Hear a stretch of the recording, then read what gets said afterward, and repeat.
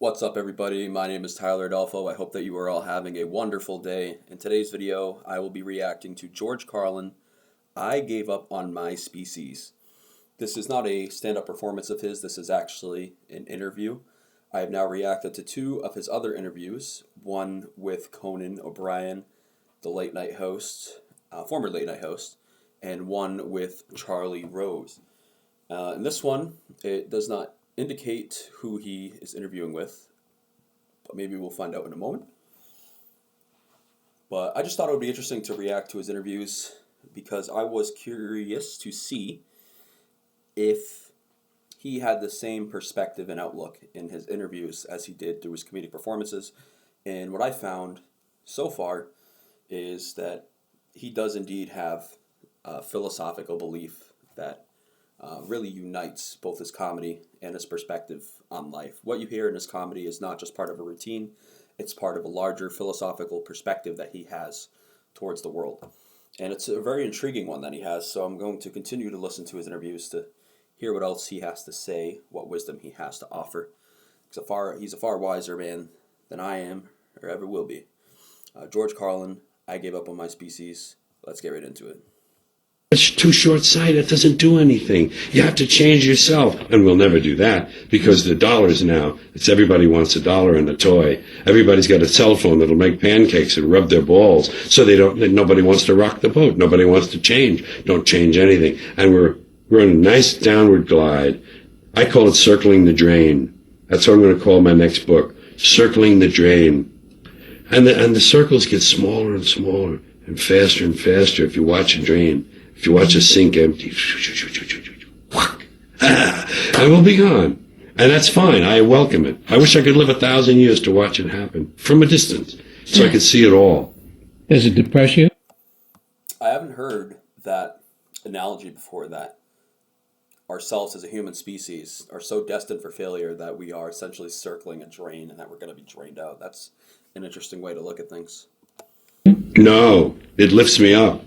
It lifts me up because I gave up on this stuff. I gave up on my species, and I gave up on my fellow Americans. I gave up on my countrymen. Because I think we squandered great gifts. I think humans were given great gifts. Walking upright, binocular vision, opposable thumb, large brain, making tools. Make tools, large brain, make better tools.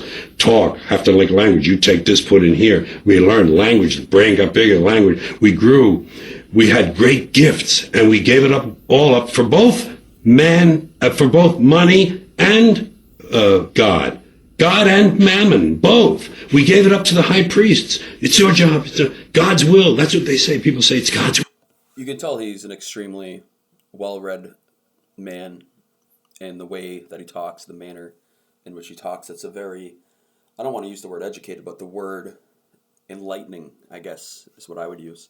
He just comes across as a very enlightened individual, and that's what he was. Will.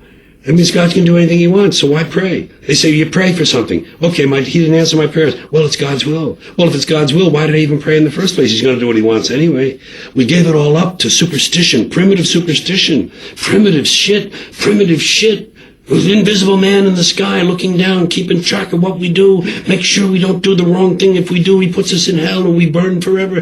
That kind of shit is very limiting. It's very limiting for this brain we have. So we keep ourselves limited, and then we want a toy and a gizmo and gold, and we want shiny things, and we want something to plug in that'll make big things for us. And all that shit is nothing.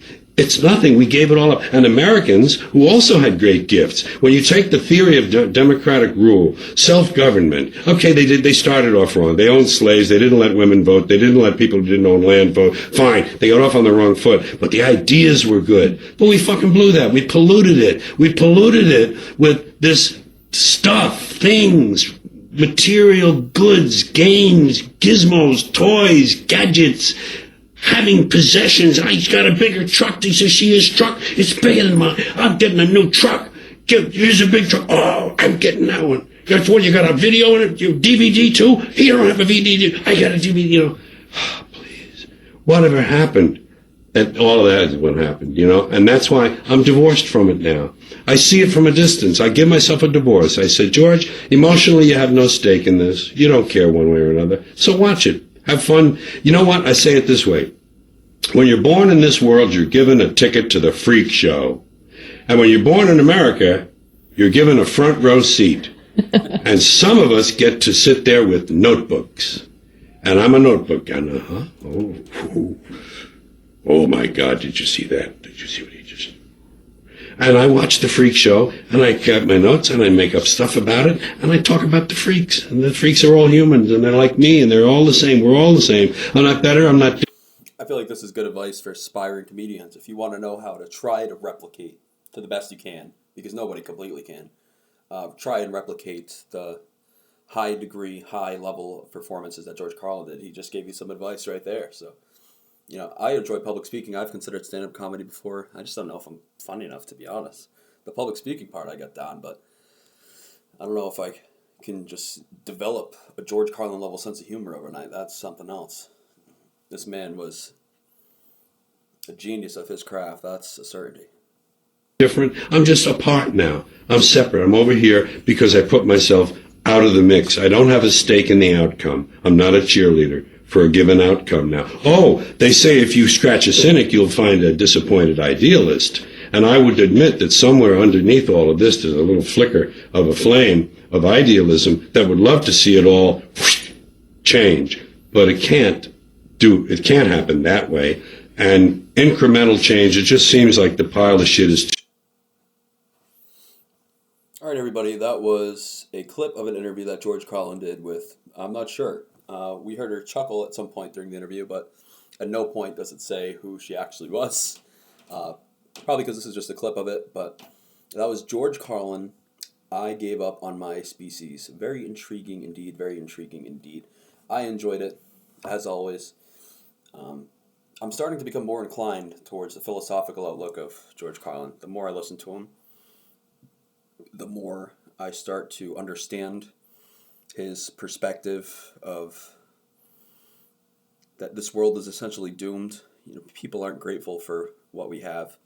He did a brilliant assessment there, talking about the evolution of human species and how we slowly but surely kind of gave that up for material things.